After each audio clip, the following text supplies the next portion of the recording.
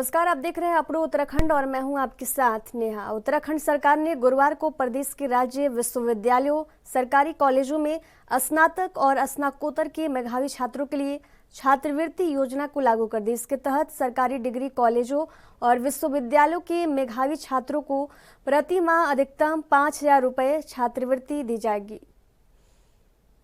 देखिए, हमारा ये संकल्प है कि सभी बच्चे ठीक प्रकार से पढ़ें, सभी छात्र छात्राएं ठीक प्रकार से पढ़ें और छात्रों का पढ़ाई के प्रति, अपनी शिक्षा के प्रति एक जागरूक भाव रहे।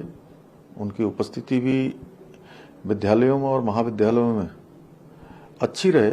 इसको उपस्थिति से भी जोड़ते हुए पहले हमने इंटरमीडिएट तक, कक्षा 6 से इंटरमीडिएट तक का छात्रवृत्ति का प्रावधान किया था और अब हमने महाविद्यालय और विश्वविद्यालय दोनों में ही छात्रवृत्ति का प्रावधान किया है।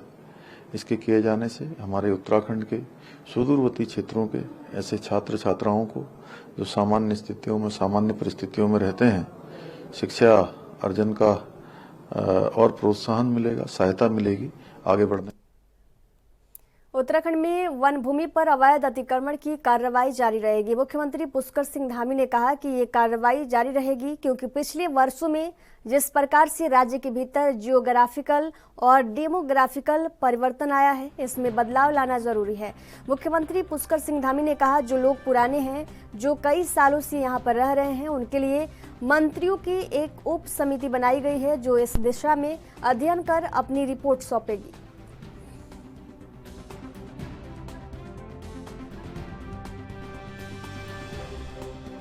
और कैसे आप इसे देखते हैं? देखिए, पिछले जो सालों में लगातार ये वन भूमि है, सरकारी ज़मीनें हैं, जिन पर भी जो कब्जे हुए हैं, उन कब्जों को जो विधिक रूप से जो कब्जों की श्रेणी में आता है, जिसके कारण से यहाँ का डेमोग्राफिक चेंज भी हुआ है और भी तमाम तरह की दिक्कतें, अपराध, कानून व्यवस्था की स्थिति लगातार उसको बिगड़ने की स्थिति आती है। उसको देखते हुए हम लोगों ने निर्णय लिया है कि इसको बिल्कुल सही तरीके से, और जो पुराने लोग जो लंबे समय से बसे हुए हैं और वन भूमि पर जो गोठ और खत्तों पर लोग हैं, पुरानी बसावटें हैं, उन सभी के लिए एक कमेटी भी हमने मंत्रिमंडल की बनाई हुई है, सब कमेटी। वो कमेटी भी देख रही है, लेकिन जहाँ पर इस प्रकार की चीज़ें आई हैं पिछले सालों में जो देखने को मिली है, उस पर ये अभी। उत्तराखंड के अल्मोड़ा विकास भवन में जल शक्ति मंत्रालय भारत सरकार द्वारा जल शक्ति अभियान कैच द रेन अभियान के तहत संयुक्त सचिव और वित्त सलाहकार इलेक्ट्रॉनिकी एवं सूचना प्रौद्योगिकी मंत्रालय भारत सरकार राजेश सिंह ने जिला स्तरीय अधिकारियों के साथ विकास भवन सभागार में समीक्षा बैठक ली। इस दौरान उन्होंने केंद्र सरकार द्वारा जनपद में चलाई जा रही अमृत सरोवर जल जीवन मिशन और प्राकृतिक जल संसाधनों की प्रगति की जानकारी ली। साथ ही उन्होंने जल शक्ति केंद्र को विकसित करने की, पानी की उपलब्धता की, जियो टैगिंग बढ़ाने और जन जागृति अभियान को बढ़ावा देने के निर्देश अधिकारियों को दिए।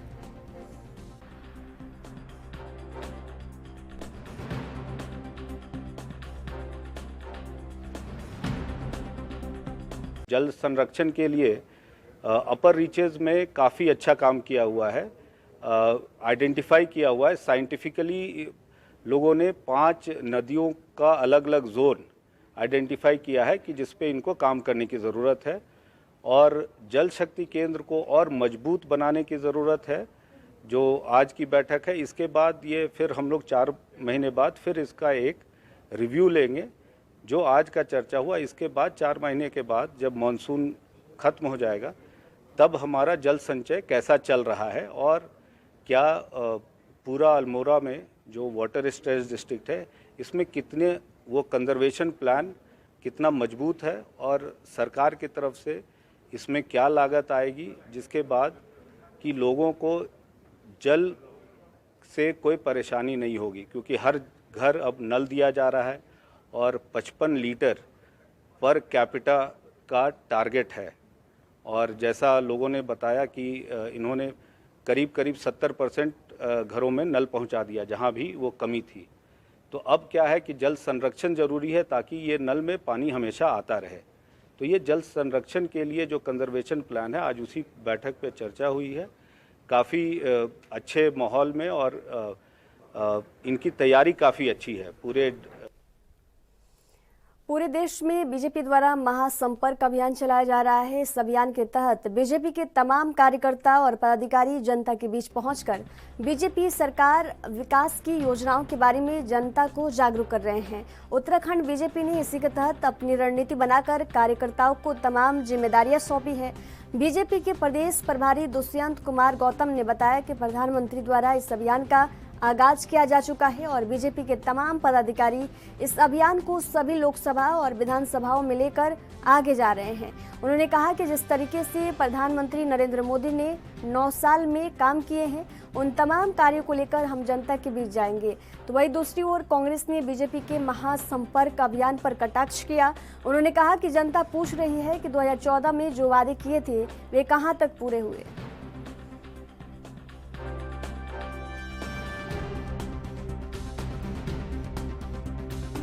इसके अंदर 1 महीने का कार्यक्रम रहेगा। पहले आज प्रधानमंत्री जी ने उसकी आगाज की है और फिर लोकसभा पे कार्यक्रम होंगे, विधानसभा में कार्यक्रम होंगे, फिर आखिरी 10 दिन में जब महाजनसंपर्क अभियान होगा तो मोदी जी 9 साल को एक बेहूबशाली शासन दिया है, उस शासन काम को हम जनता के बीच में लेके आ रहे हैं। एक राजनीतिक दल के कारण हमारा काम भी बनता है कि रिपोर्ट कार्ड पेश करें। लगातार हर साल हम रिपोर्ट कार्ड पेश करते हैं और अभी हम रिपोर्ट कार्ड पेश कर रहे हैं। देखिए, मानसिकता होती है, बार बार बताना पड़ता है, ध्यान नहीं आता, बच्चा रोता है तो उसको माँ दूध पिलाती, माँ को पता है दूध भी पिलाना ही पिलाना है, लेकिन एक प्रक्रिया है, लगातार चलने वाली प्रक्रिया है। बार बार बताना पड़ता है, जनता के बीच में जाना पड़ता है। और ये कार्य जो होता है ना, इस पे फुल स्टॉप नहीं लगता, ये योजना चलती रहती। नहीं सफाई आज कर दी हमने, क्या परसों सफाई नहीं होगी क्या? तो ये सब कार्य चलते रहेंगे। और 10वां वर्ष शुरू हो रहा है, तो आज देश की जनता इस बात को पूछ रही है कि ये बताइए कि 2014 में जो बातें कही थी वो कोई बात पूरी नहीं हुई।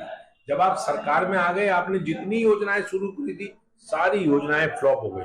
आपने नोटबंदी करी तो नोटबंदी से पूरे देश की अर्थव्यवस्था पटरी से उतर गई। आज देश का जीडीपी जो है वो कितना नीचे चला गया। आज देश के अंदर इंडस्ट्रियल ग्रोथ कितनी नीचे चली गई। स्किल इंडिया हो, स्टार्टअप इंडिया हो, स्टैंड अप इंडिया हो, सब फेल हो गया। शिक्षा नीति का कोई दिशा ही नहीं है कि शिक्षा नीति की आपकी दिशा क्या है। पूरे देश के जितने उच्च शिक्षा के तमाम संस्थान है, वहां पर शोध के काम नगण्य हो गए। रिसर्च के लिए पैसा आपने कम कर दिया, आपने बजट कम कर दिया, आपने रक्षा का बजट कम कर दिया। और मैंने आपसे कहा कि 2014 का तो जो नारा था, अब की बार मोदी सरकार बहुत हुई महंगाई की मार, तो आज जो रसोई गैस कांग्रेस के जमाने में 410 रुपए का सिलेंडर मिलता। केंद्र सरकार के 9 साल का कार्यकाल पूरा हो चुका है। वहीं दूसरी ओर प्रदेश भर में महाजनसंपर्क अभियान की शुरुआत की जा रही है। प्रदेश प्रवक्ता नवीन ठाकुर ने कहा कि केंद्र सरकार की 9 साल का कार्यकाल उपलब्धियों से भरा रहा।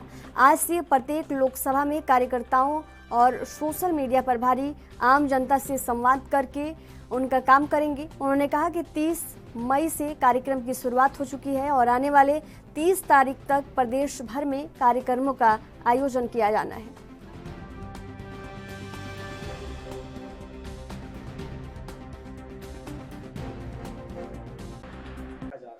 देखिए, बहुत शानदार शुरुआत है और आज 1 तारीख से लेकर 5 तारीख तक प्रत्येक लोकसभा में हमारा सोशल मीडिया का वॉलंटियर्स का मीट है। सुबह मीडिया के साथ प्रेस है, प्रेस वार्ता के बाद सोशल मीडिया के साथ जो भी केंद्रीय मंत्री होंगे, हमारे सांसद होंगे और स्थानीय हमारे नेतागण हैं, उनका जो है सबके साथ संवाद है। और आपने देखा प्रदेश का हमारा कार्यक्रम बहुत सफल रहा, जो 29 तारीख को था, आप सबके कारण बहुत शानदार कार्यक्रम रहा। और लोकसभा स्तर पर भी हमारा ये कार्यक्रम सोशल मीडिया का बहुत ज़्यादा सफल रहने वाला है। और प्रत्येक जो है 4 दिन बाद 5 दिन बाद की एक अभियान है। अभी ये सोशल मीडिया का अभियान है 1 से 5 तक, फिर अन्य अभियान है। 30 तारीख से अगली 30 तारीख तक 1 महीना पूरा महाजनसंपर्क अभियान है। इसके तहत विभिन्न कार्यक्रम है जिनकी सूचना हमने पूर्व में भी आपको दी थी और बहुत लंबा और बहुत शानदार हमारा। केंद्र सरकार के 9 साल उत्कर्ष के मौके पर देहरादून में सूचना विभाग ने एक प्रदर्शनी का आयोजन किया, जिसका उद्घाटन प्रदेश के मुख्यमंत्री पुष्कर सिंह धामी ने किया।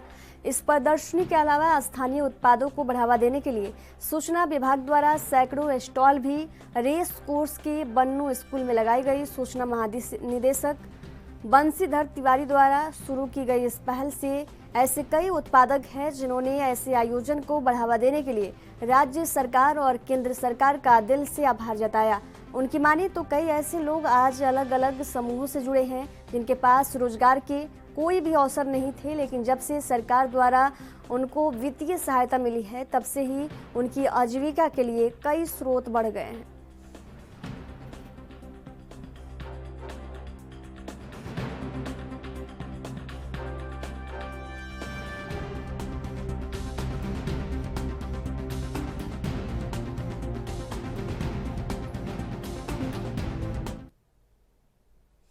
आगामी 2024 चुनाव को लेकर अब राजनीतिक पार्टियां ब्लॉक स्तर तक जाने की कवायद में जुट गई है, जिसको लेकर आज कांग्रेस सेवा दल की प्रदेश अध्यक्ष हेमा पुरोहित अल्मोड़ा पहुंची। इस दौरान उन्होंने कांग्रेस और सेवा दल के कार्यकर्ताओं के साथ बैठक में भाग ली।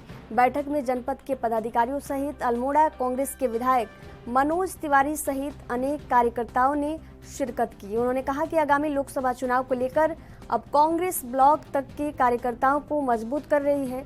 इसके साथ ही जनपद में कांग्रेस को बूथ स्तर तक मजबूत करने के लिए सेवा दल का विस्तार किया जाएगा, जिसके लिए आज अल्मोड़ा में बैठक की गई।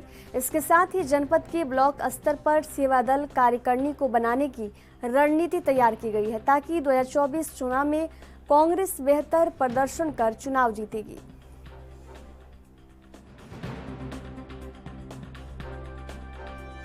आगे ब्लॉक कार्यकारिणी बनाएंगे, ब्लॉक से बूथ तक जाएंगे, तो इस तरीके से कांग्रेस सेवा दल को मजबूत करने का काम करेंगे।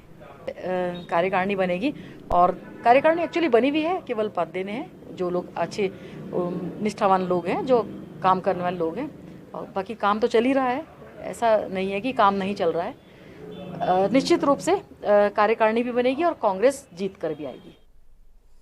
उत्तराखंड के हल्द्वानी में कमिश्नर दीपक रावत ने राष्ट्रीय राजमार्ग और स्टेट राजमार्ग के अधिकारियों के साथ बैठक करते हुए कुमाऊं मंडल में सड़कों की प्रगति को लेकर समीक्षा बैठक की। इस दौरान 5 सड़कों के मामले में वन विभाग में भूमि हस्तांतरण को लेकर लंबित पाए गए। इसके अलावा काशीपुर और बागेश्वर में राष्ट्रीय राजमार्ग द्वारा किए जा रहे सड़कों के काम में भी देरी पाई गई। कुमाऊं कमिश्नर दीपक रावत ने राष्ट्रीय राजमार्ग और स्टेट राजमार्ग के अधिकारियों से जल्द सड़कों के कार्यों को पूरा करने के निर्देश दिए।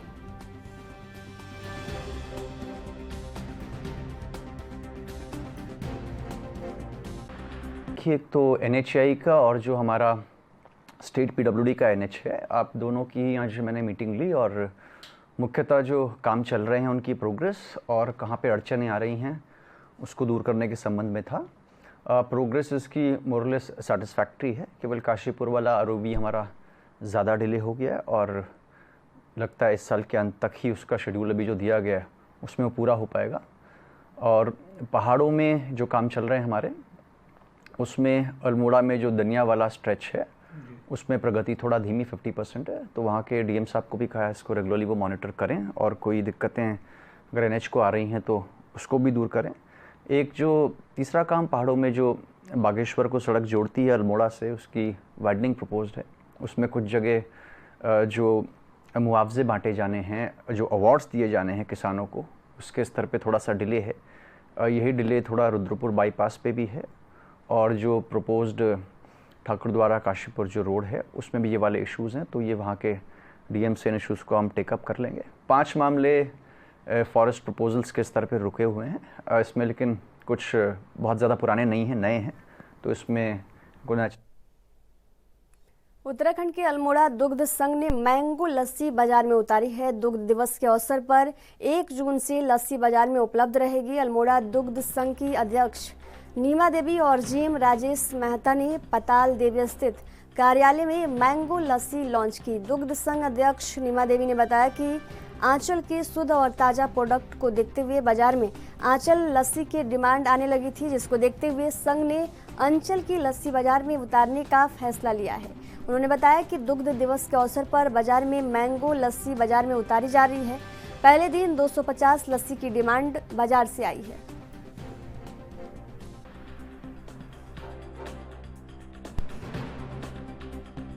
हमने मैंगो फ्लेवर वाली लस्सी लॉन्च कर रखी है। 1 तारीख से इसे मार्केट में उतारेंगे और ये मार्केट से मांग थी, लोगों की मांग थी कि लस्सी के लिए, इसलिए मुझे आशा है कि लस्सी लोगों को पसंद आएगी और इसमें दूध वालों को भी फायदा होगा और जनता को। उत्तराखंड के दिनेशपुर के सुंदरपुर जाने वाले मार्ग पर उस वक्त हड़कंप मच गया जब प्रशासन द्वारा बुलडोजर लेकर अतिक्रमण हटाने के लिए आधम किया। हालांकि पीडब्ल्यूडी और नगर पंचायत प्रशासन की संयुक्त टीम के द्वारा नाली के ऊपर बनाए गए स्लैब को बुलडोजर के माध्यम से हटाया गया। इसके अलावा संयुक्त टीम के द्वारा नाले से बाहर की सीढ़ी को भी हटाया गया। इस दौरान पीडब्ल्यूडी के सहायक अभियंता विनोद कुमार ने कहा कि कई मानकों के अनुरूप सड़कों के बीचों बीच 8 से 9 मीटर का रखा गया है। वैसे तो दिनेशपुर में नगर में लोगों ने अतिक्रमण ज़्यादा नहीं किया है। उन्होंने कहा कि नाली के ऊपर स्लैब डालकर कुछ लोगों ने अतिक्रमण किया था, जिसे हटाया गया।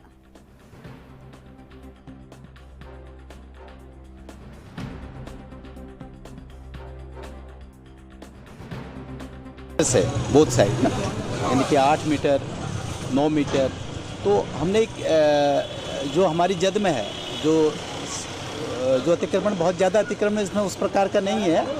किसी के सीढ़ियाँ और तमाम, किसी के पोर्च, किसी के बरामदे और खोखे टेम्परेरी अतिक्रमण है। लगभग आज से 2 महीना पहले हमने इनको नोटिस सर्व किया था और ये सब इंडिविजुअल 64 अतिक्रमण हमने इस प्रकार से चिन्हित किए थे यहाँ पे, तो इनको नोटिस दिया और दोबारा कल हमने फिर मुनादी 2-3 दिन से मुनादी भी करी है और निशानदेही दोबारा फ्रेश किए हैं।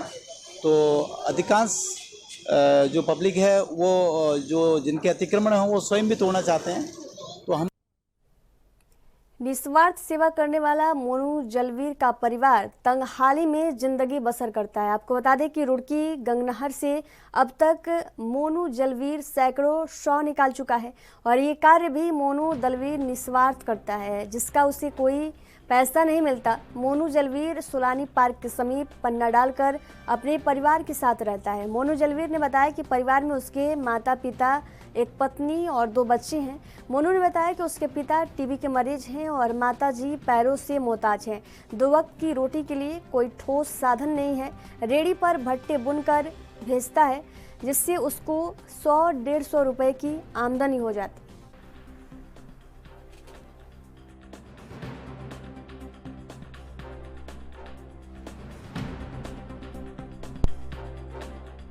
पापा है, मेरी मम्मी है, मेरी घरवाली और 2 बच्चे मेरे। मेरी मम्मी है पैरों पे मोहताज, पापा तो है टीबी, उनका इलाज चल रहा है अभी। अब मेरी चाय की दुकान थी वो आनी है, टूट गई है, अब तक खत्म हो गई बिल्कुल दुकान। जो काउंटर वाउंटर फ्रिज व्रिज सब टूट गए है मेरा। जो उजड़ा है आंधी में अभी भी टूटा पड़ा है, कल बारिश आ गई, पूरी दुकान चूही पड़ी, सारा पन्ना बना पड़ा है, पन्ना भी नहीं गिरा है नवा लगा है ना। मोटी दुकान लगा दी गई है, पर उससे कमाई का खर्चा निकल जाए। 150 रुपये है वो घर तक खर्चा निकल जाता है रोज का। बस जिस तरह से लोग ये बिना स्वार्थ के तुम ये कार्य कर रहे हो, किसी तरह से किसी से कोई पैसा वगैरह मिलता है? पैसा कुछ नहीं मिलता है, सेवा कर रहा हूँ बस, वही चल रही है सेवा। देहरादून में स्मार्ट सिटी के कार्यों को लेकर एक बार फिर से सवाल उठने लगे हैं। दरअसल धर्मपुर विधानसभा से बीजेपी विधायक विनोद चमोली ने स्मार्ट सिटी के कार्यों पर नाराजगी व्यक्त की है। उनका कहना है कि वे स्मार्ट सिटी से कार्यों से बिल्कुल संतुष्ट नहीं है। स्मार्ट सिटी के तहत ही सहारनपुर चौक से लेकर भंडारी बाग तक नाले का निर्माण किया जा रहा है, जिसके लिए टेंडर भी जारी हो चुके हैं, लेकिन इस नाले का अंत कहां पर होगा ये पता नहीं।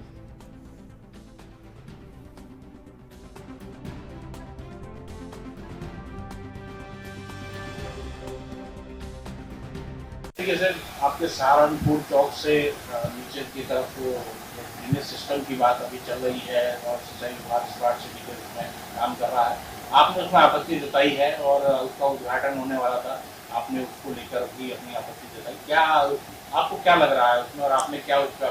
दरअसल जिस तरह स्मार्ट सिटी में काम हुआ है, आपको मालूम है मैं उससे संतुष्ट नहीं हूँ और उसी क्रम में इन्होंने अभी सहारनपुर चौक से लेके भंडारी बाग की तरफ में एक नाले का टेंडर किया है, लेकिन वो आधा अधूरा है क्योंकि उसका टेलेंट नहीं बना रहे हैं। जब भी मेरी जानकारी में है मैंने उसका उद्घाटन कैंसिल करा दिया और मैंने बाकायदा स्टैंड ले रखा कि जब तक उसको टेलेंट तक ठीक नहीं करेंगे मैं उस कार्य को प्रारंभ नहीं होने दूंगा। शहर में जो नाश इन्होंने मारा है मेरी विधानसभा में नहीं मार सकते, ये तय है, मैं इनको करने नहीं दूंगा। देखिए, ड्रेनेज सिस्टम का जहाँ तक सवाल है, और अभी भंडारी चौक से लेकर के और सहारनपुर चौक तक उसको बनना है, उसका टेंडर भी हो गया है, किंतु आगे का विस्तार जो चमोली जी का कहना है कि आगे का विस्तार भी होना चाहिए। इस विषय को अधिकारियों से बातचीत हुई और मुझे लगता है कि तुरंत इसका निस्तारण भी कर लिया जाएगा, क्योंकि ड्रेनेज सिस्टम होना बहुत जरूरी है। बड़ी मुश्किल से अभी ड्रेनेज का काम प्रारंभ हो भी गया है, अभी प्रिंस चौक तक के काम सारे चालू हो गए हैं, उससे आगे का भी शुरू होना।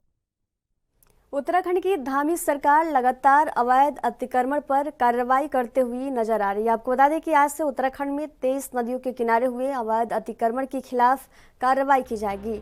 अतिक्रमण हटाओ अभियान के दूसरे चरण में उत्तराखंड की 23 नदियों के किनारे वन विभाग की जमीन और ग्राम सभाओं की जमीन पर पिछले 15 सालों से अवैध कब्जे हुए हैं, जिसको लेकर अब सरकार पूरी तरह से सख्त रुख अपनाने जा रही है। प्रदेश प्रवक्ता नवीन ठाकुर ने कहा कि प्रदेश सरकार लगातार अतिक्रमण के खिलाफ कार्रवाई कर रही है, जिसकी शुरुआत पछुआ दून से हो चुकी है। अतिक्रमण हटाओ अभियान के दूसरे चरण में प्रदेश में नदियों के किनारे हुए अतिक्रमण के खिलाफ कार्रवाई शुरू की जा रही है। देखिए, कोई भी कार्य मुश्किल नहीं है, केवल आपकी मंशा होनी चाहिए। और हमारी सरकार लगातार, चाहे नदियों के किनारे हो, सड़कों के किनारे हो, जंगलों में हो। रुड़की के मुस्लिम समाज ने खानपुर में पूर्व विधायक कुंवर प्रणव सिंह चैंपियन और रानी देवयानी का फूल मालाओं से जोरदार तरीके से स्वागत किया। कस्बे के मदरसा आयशा सिद्दीका में इस वर्ष आलिम का कोर्स कर चुकी 16 मुस्लिम छात्राओं को ट्रॉफी देकर सम्मानित किया गया। इतना ही नहीं, कुंवर प्रणव सिंह चैंपियन और रानी देवयानी ने अरबी मदरसे की बेटियों की जमकर सराहना करते हुए कहा कि आज बेटियां किसी से कम नहीं है। समाज में बेटियों को जो अधिकार मिले हैं वे उन पर खरा उतर रही हैं।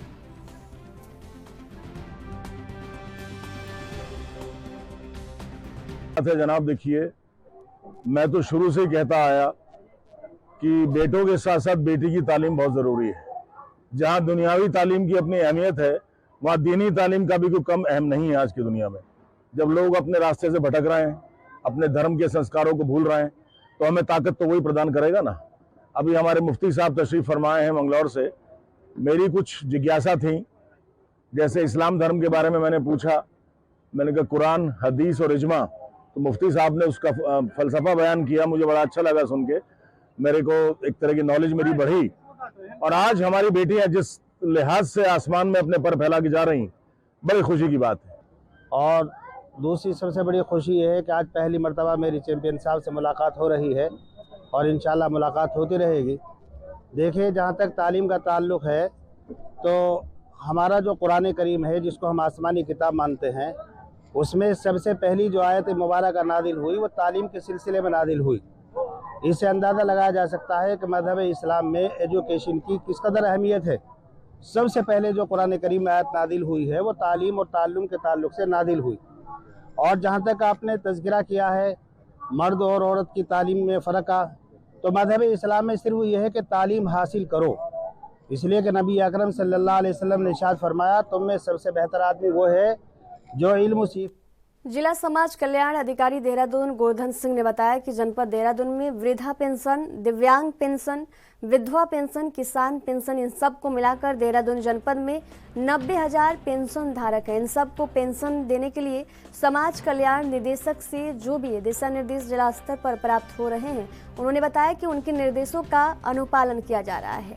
साथ ही हमने अपनी तैयारियां भी पूर्ण कर ली है। आपको बता दें कि इन सभी वर्गों को पेंशन के लिए 3 महीने तक इंतजार करना पड़ता है। विभागीय अधिकारियों के मुताबिक पहले सॉफ्टवेयर 3 महीने के डाटा के हिसाब से पेंशन उठाता था, जबकि अब हर महीने पेंशन का डाटा उठाया जाएगा। पेंशन डीबीटी के माध्यम से पात्र पेंशन धारकों के खातों में भेजी जाएगी। इसके अलावा पेंशन के लिए आवेदन भी अब ऑनलाइन किए जा रहे हैं।